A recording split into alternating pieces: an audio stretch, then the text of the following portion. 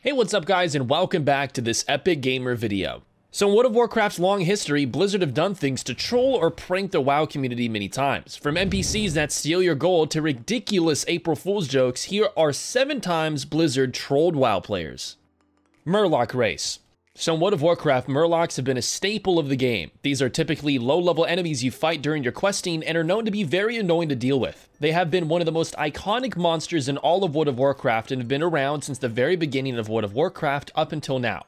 In the very early days of WoW's history, Blizzard decided to prank the player base with the new playable Murloc Race. They created a fake screenshot of Murloc in character creation wearing the Warrior Tier 1 raid set. Needless to say, Murlocs who are an evil fisherman race won't identify with either Horde or Alliance, so all of you players expecting a playable Murloc race shouldn't get your hopes up. Although, it would at least be interesting to play as a Murloc. Grifta. So Blizzard put an NPC into WoW during the Burning Crusade expansion named Grifta. This was a troll NPC that could be located in Shatterat City and would sell a variety of necklaces and trinkets to players for a considerable amount of gold. Various necklace prices with interesting flavor text could be bought from them. For example, the Stone of Stupendous Springing Strides, which flavor text reads, a stone that simply grants the wearer the ability to bound over obstacles and across small gaps. Needless to say, a lot of WoW players would find this item interesting as it had a lot of hidden effects that could make you jump or move faster.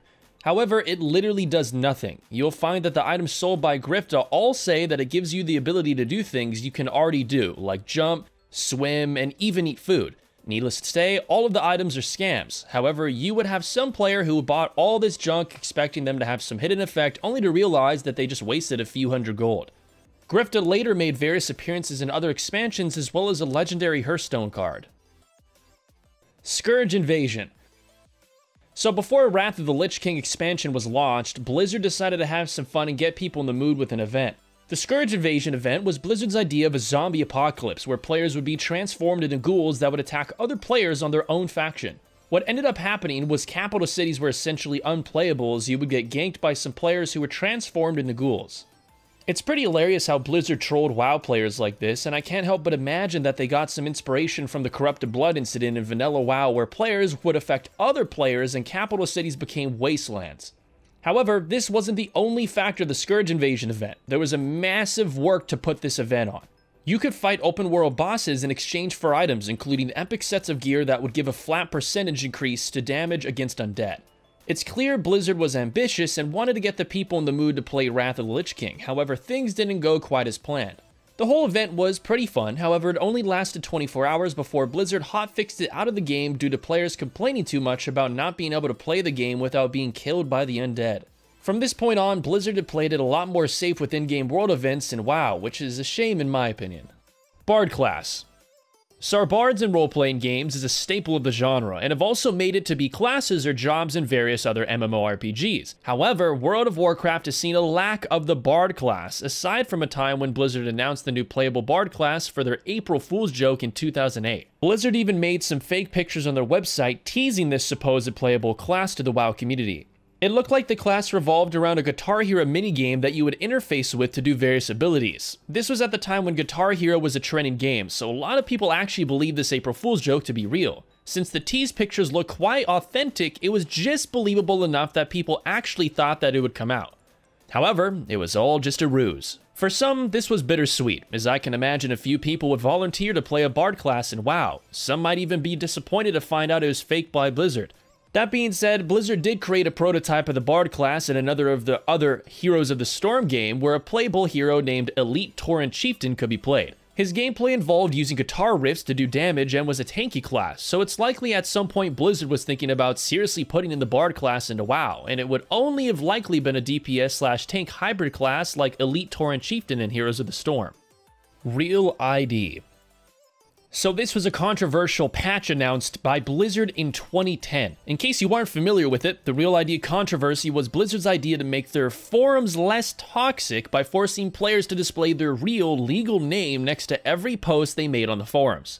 The logic by Blizzard was that people are meaner if they're anonymous, so if they show their real legal name, they'll be a little bit more polite. The idea gained massive backlash from the player base for reasons as you can imagine. The main criticism of this idea was that having your real identity next to every post you make can make you an easy target for doxing. You could post a take on the WoW forums that other players do not like, and it can get some real-life harassment and issues resulting from it. Due to the overwhelmingly dislike of this proposed patch, they scrapped this plan 3 days later due to privacy concerns. Can you just imagine getting into an argument about class balance on a forum and then that person to know your real-life info? That's an obvious recipe for disaster.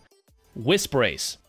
So in World of Warcraft, the Wisps are basically the spirit of Night Elves. If you die as a Night Elf, you will see you become a Wisp instead of a Ghost like all other races. However, what a lot of people would not expect is for those to become a standalone playable race. During the 2006 April Fool's hoax, Blizzard announced that Wisps were going to be a new playable race on the official WoW website. Their justification was, I quote, "In the end, only one power was strong enough to destroy the insidious Archimond, the Wisps." Another funny thing claimed by Blizzard was that you could customize a Wisp through a wide variety of colors and facial hair. There are literally billions of combinations possible, as well as their amazing racial ability Detonate, which is supposed to be an ability that kills your character and does AoE damage. Another supposed ability was Tree Form, which turns the Wisp into a tree for 30 seconds. During this time, the spirit is increased by 300. However, the Wisp's chance to dodge or parry axes is reduced by 50%. Whoever came up with this April Fool's idea obviously had a lot of fun with this. Equipment Potency Equivalence Number.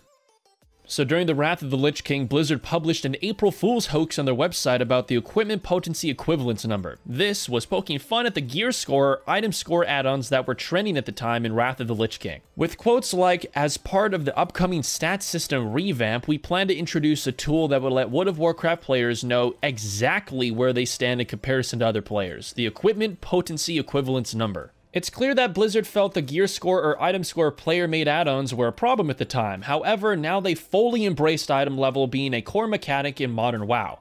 It's quite funny to see how accurate this April Fool's joke is to modern WoW, as a lot of players in WoW today feel they are on an item level treadmill, and that unique and flavorful items of the old days of WoW have been replaced with a much more algorithmic and mechanical gearing up process. Regardless of what you feel about the item level system or min-maxing in WoW, it's quite interesting to see how Blizzard have pretty much embraced what they were making fun of back in the earlier days. Keeping up with what's been happening over the last few weeks, you'll know that something big has been going on with your artifact. As of patch 8.0, the last drops of power from your artifact have been used up. This means you'll no longer be able to earn artifact power to unlock traits, and any existing traits you've unlocked are no longer active.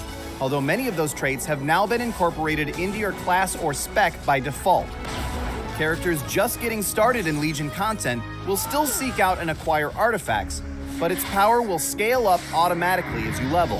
And if you enjoyed the gameplay of leveling your artifact, keep an eye out for the Heart of Azeroth and Azerite armor coming in Battle for Azeroth. If you enjoyed this Epic Gamer video, don't forget to drop a like and subscribe. Peace.